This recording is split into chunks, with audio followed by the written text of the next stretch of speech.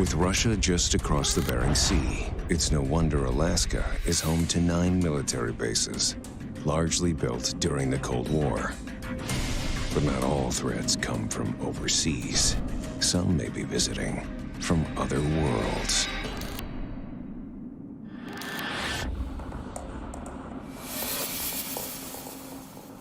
My name is Al Rhodes. My family and I had a scary experience leaving out of Anchorage, Alaska, on our way to a new duty station as we served in the United States Air Force. My job in the military was a radar operator. That's where I met my wife. She worked in the radar station also. My name is Ginger Rhodes. We became friends first, and 3 years later, we were married in 1980. My wife and I were both stationed at Elmendorf Air Force Base, Alaska.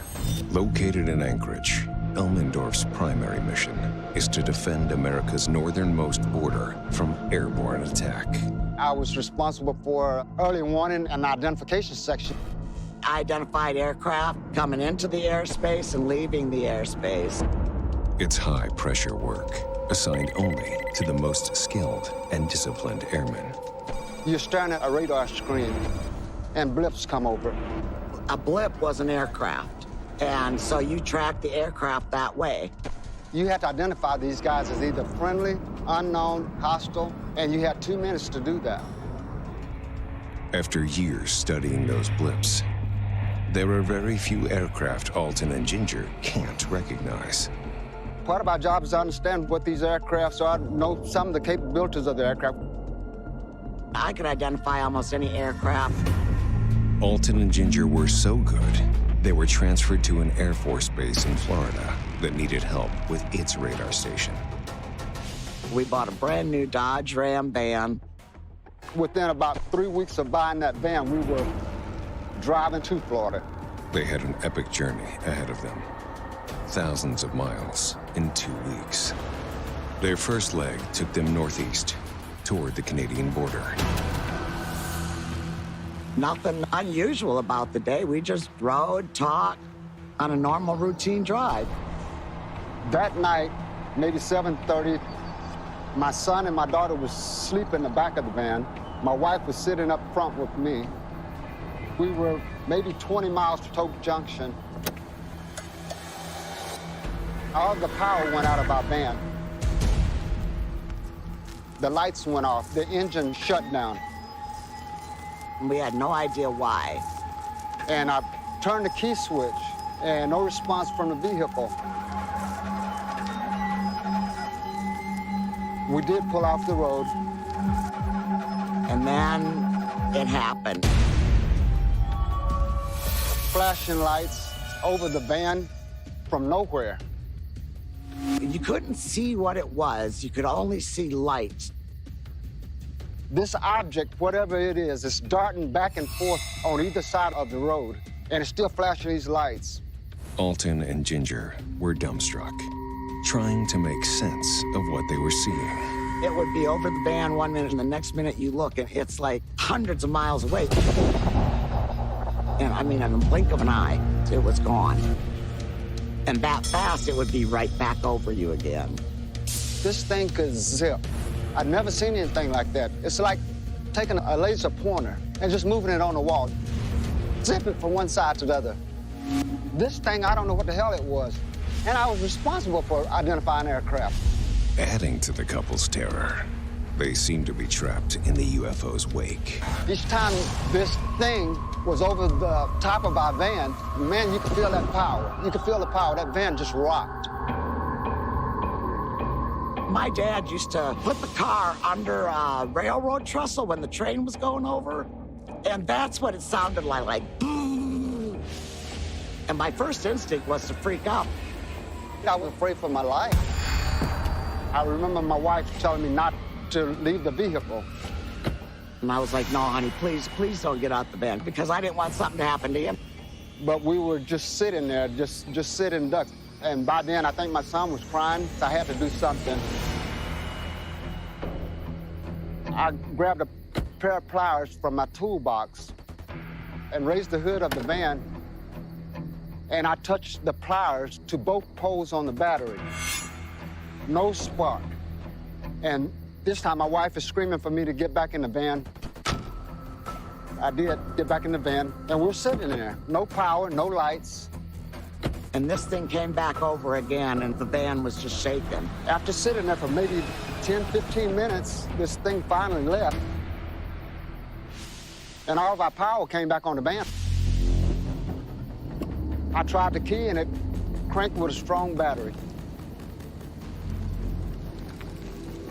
And we drove to the hotel. And I remember asking the lady behind the counter when we checked into the hotel, has anyone ever reported anything like a UFO? And she laughed and said no.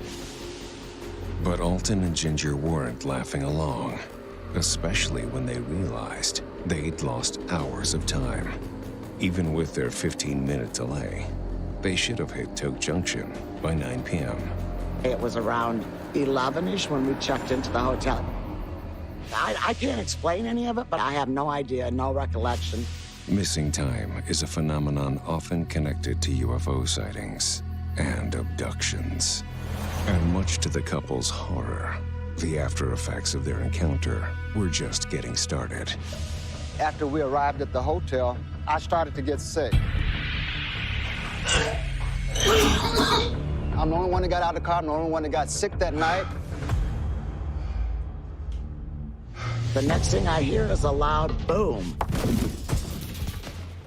And it's come from the bathroom, so I get out of bed and I run in there, and he's had, like, fainted into the tub. And I was sick like that for a few days. Yeah, I had to drive for the next 2 days. He was that sick. When we finally arrived at our next duty station, my commander was concerned about me. He thought that maybe I was under a lot of stress, but if you were part of the government, and I was, something you didn't talk about, unless you want to bring your career to a screeching halt. Alton simply had too much to lose. I joined the Air Force in 1974. I had 14 years in service at the time, 6 years to go before I retired. Those are the things that I was up against. Probably everyone that's had an encounter is up against. You will probably be sent to the psychiatrist within an hour of telling your story. As a matter of fact, if someone else had told me the story that I'm telling you, I probably would have laughed at it, and I probably would have been one of those people guilty that the person's got to be out of their mind, because that kind of stuff don't happen. I don't think Alt and I even talked about it until after he retired. It was just that taboo. Telling their story may ease Alton and Ginger's minds, but what they experienced on the road to Toke Junction still haunts them to this day. I had no reason to believe in UFOs, and it was nothing I even thought about until that night, leaving out of Anchorage, Alaska. Not only did I get sick that night, I kept fainting for years to come, probably about at least every 60 days to 90 days. It's never stopped. I've probably gone out to the hospital more than 8 times for that problem. 8 times. They can't find anything wrong. Blood pressure normal, all the stats pretty much where they're supposed to be. I could sit here and next instant I could be laying on the floor. They have never been able to give me an answer on why. Yeah, it was something that night that got him. I believe it was radiation poisoning. I don't have any other explanation for it. Now living in Texas, the couple hopes that their candor will help more airmen come clean about what they witnessed in the skies over Alaska. After that night, I emphatically believe in UFOs. There's no other explanation. Never had anything that interesting happen to me since then and before then. It made a believer out of me. It's a life changer, it really is. I don't think you ever think the same again when something like that happens to you. And you're always looking in the sky, always looking for something.